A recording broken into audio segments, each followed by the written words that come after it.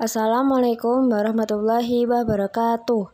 Nama saya Tiara Salsabila Oktaviani dari kelas 12 Farmasi 1 dengan nomor absen 36 ingin mempresentasikan terkait dengan makalah saya yang berjudul Pemasaran Produk Kefarmasian dengan Produk Sabun Cuci Piring. Sebelum masuk ke dalam inti makalah, terdapat rumusan masalah yang sebagai berikut.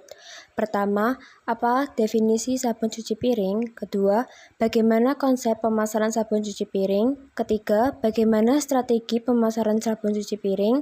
Keempat, bagaimana studi kasus pemasaran sabun cuci piring? Kemudian terdapat juga tujuan dari makalah ini, yaitu yang pertama, untuk mengetahui apa itu sabun cuci piring. Yang kedua, untuk mengetahui konsep pemasaran sabun cuci piring. Yang ketiga, untuk mengetahui strategi pemasaran sabun cuci piring. Yang keempat, untuk mengetahui studi kasus pemasaran sabun cuci piring.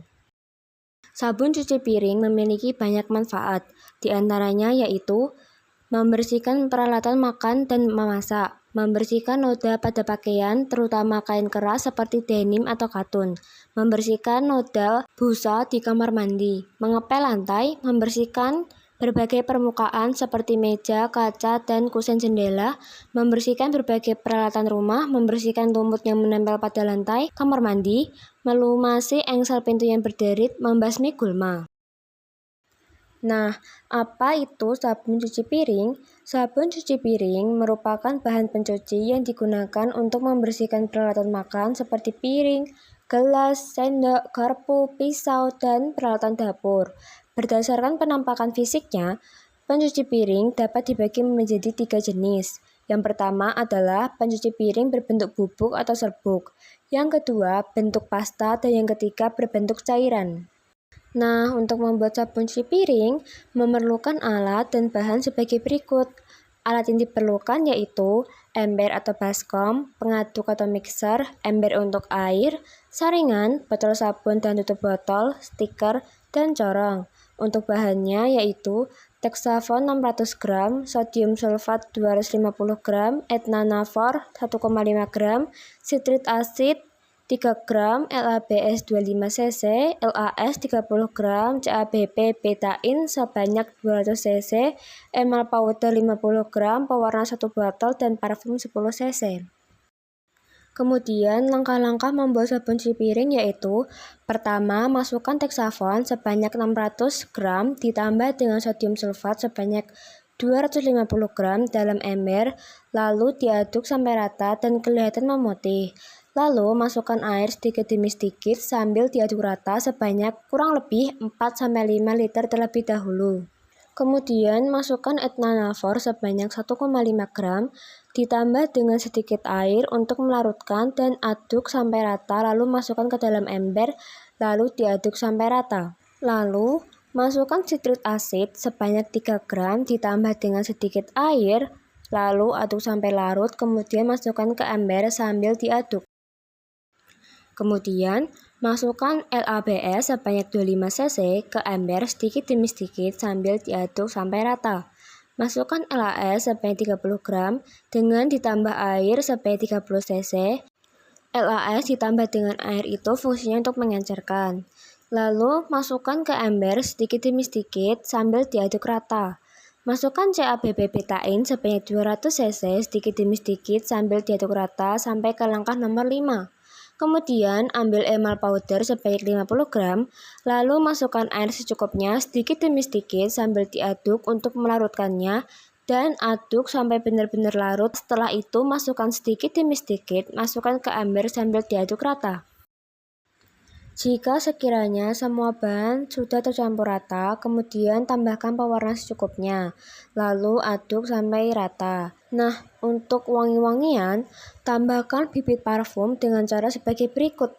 Ambil cairan cuci piring polos cukupnya dengan wadah, lalu masukkan bibit parfumnya, kemudian aduk sampai benar-benar rata, lalu masukkan CABP betain sambil diaduk-aduk juga sampai rata.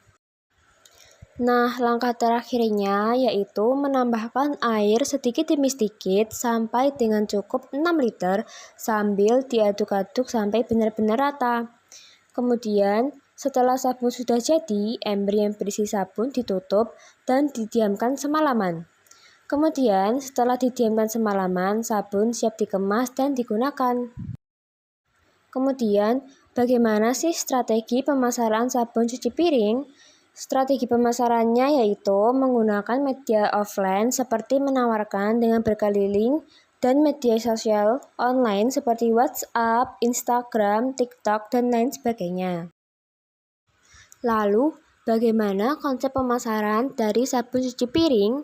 Target pemasaran sabun cuci piring adalah para ibu-ibu rumah tangga dan anak muda yang ingin membelikan orang tua mereka. Menggunakan aroma yang harum dan warna yang beragam, sehingga pelanggan tertarik untuk membeli. Selain itu, juga menggunakan kemasan botol plastik dengan dilengkapi stiker, contohnya seperti yang ada di gambar, dan memiliki harga yang terjangkau yaitu per picisnya hanya Rp7.000.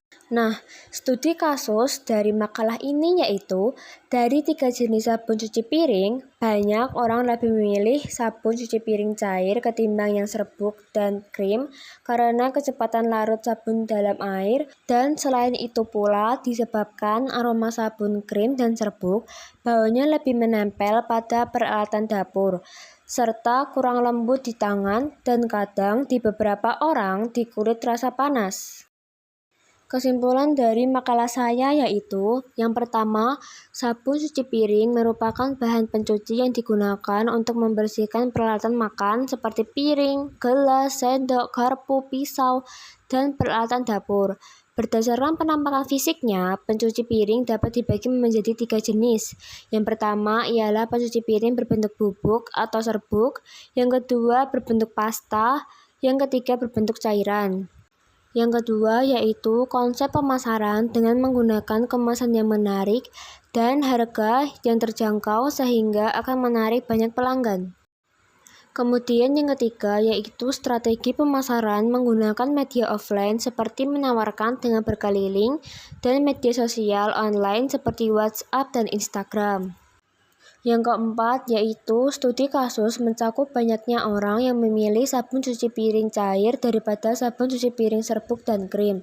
Karena sabun cuci piring cair lebih cepat larut dalam air dan aroma sabunnya tidak terlalu menempel pada peralatan dapur. Itu tadi presentasi dari saya terkait dengan makalah yang saya buat. Terima kasih telah menonton dan saya mohon maaf apabila ada salah kata. Sekian dari saya. Wassalamualaikum warahmatullahi wabarakatuh.